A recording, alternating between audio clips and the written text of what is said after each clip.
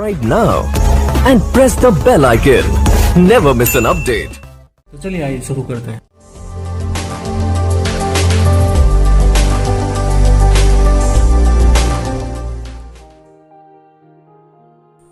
आज हम लोग डिस्कस करें दूसरा number, unbalanced chemical equation.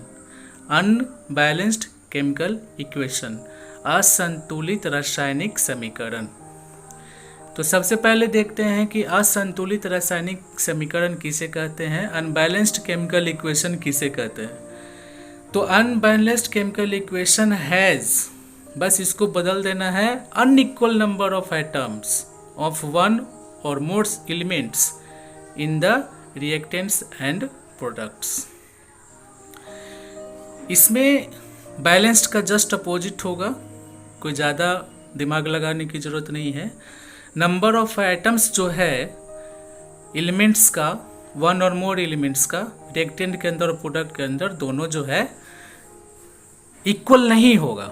For example, hydrogen oxygen के साथ रिएक्शन किया तो वाटर बना, H2 + O2 रिएक्टेंट हो गया और ये प्रोडक्ट हुआ। इसमें हाइड्रोजन 2 ऑक्सीजन 2 है, इसमें हाइड्रोजन 2 है, ऑक्सीजन 1 है। ऑक्सीजन का नंबर ऑफ एटम्स जो है इक्वल नहीं है, क्योंकि इधर 2 ऑक्सीजन है और इस साइड में 1 ऑक्सीजन है।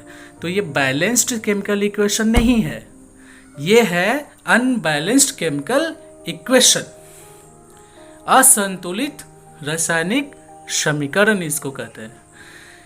दोनों में इस तरह से हम लोग अंतर समझ सकते हैं कि बैलेंस जो है और अनबैलेंस्ड किसे कहते हैं।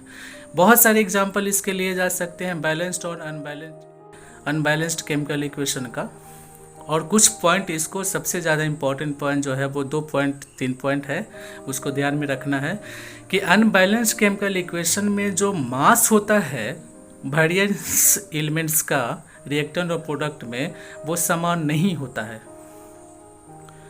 ठीक है, unequal masses of various elements in reactant and product. लेकिन हम लोग जानते हैं लॉ ऑफ कंजर्वेशन ऑफ मास के अनुसार कि total mass of the reactant and total mass of the product वो हमेशा इक्वल होता है। ये हमें बताता है law of conservation of mass.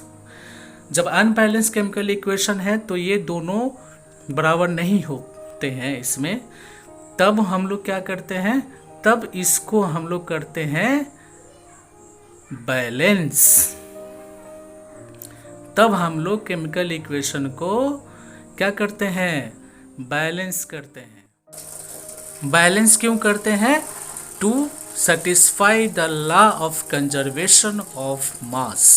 Law of conservation of mass को सेटिस्फाई करने के लिए अनबैलेंस्ड केमिकल इक्वेशन को बैलेंस्ड किया जाता है। अनबैलेंस्ड केमिकल इक्वेशन को बैलेंस्ड किया जाता है, और इसीलिए हम लोग सीखते हैं केमिकल इक्वेशन को बैलेंस कैसे करना है। और बैलेंसिंग करने के लिए और इक्वेशन को जो किया जाता है उसमें हम लोग क्या करते हैं, तो बैलेंस करने के लिए हम लोग इक्वेशन को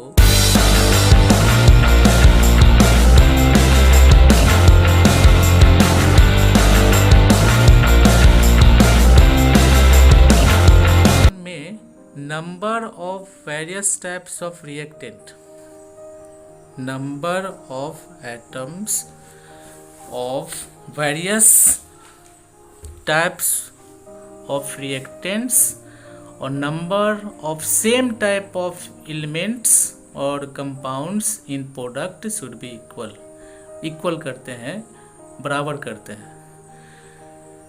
For example, H2 + O2 तो क्या बन गया, वाटर। तो इधर हाइड्रोजन का 2 एटम है रिएक्टेंट की तरफ में, और इधर भी 2 है, दोनों सेम है। ऑक्सीजन का 2 है और इधर ऑक्सीजन का 1 है, तो गड़बड़ है। तो इसलिए हम लोग क्या करेंगे, ऑक्सीजन को बैलेंस करने के लिए वाटर H2O के आगे हमने 2 लगाया। ठीक है, तो ऑक्सीजन बैलेंस हो गया। फिर हाइड्रोजन गड़बड़ हो गया, तो हाइड्रोजन हो गया 4। तो 4 करने के लिए हम लोग रिएक्टेंट के आगे 2 लगा देते हैं। इस तरह से बैलेंस हो जाता है equation. Trial heat and trial meter के द्वारा भी हम लोग सीखते हैं कि कैसे बैलेंस किया जाता है। इसके बारे में अधिक जानकारी के लिए और बैलेंसिंग करने के लिए इसका एक्सरसाइज सॉल्व करना है और इसके लिए और भी ज़्यादा प्रैक्टिस करने की ज़रूरत है। तो केमिकल इक्वेशन जब बैलेंस करते हैं या केमिकल इक्वेशन हम लोग इसमें देख चुके हैं, तो केमिकल इक्वेशन और क्या क्या जानकारियाँ हमको देता है। केमिकल इक्वेशन हम लोग को और भी बहुत सारी जानकारियाँ देती है, जिसको हम 1 बाय 1 डिस्कस करेंगे। केमिकल इक्वेशन पहला इंडिकेट्स ये करता है कि फिजिकल स्टेट चेंज हुआ है केमिकल रिएक्शन के दौरान।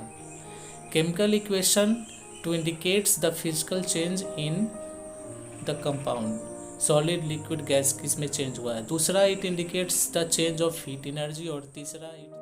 और third, it indicates the condition under which the reaction take place. मुख्य रूप से 3 बातें निकल के आती है।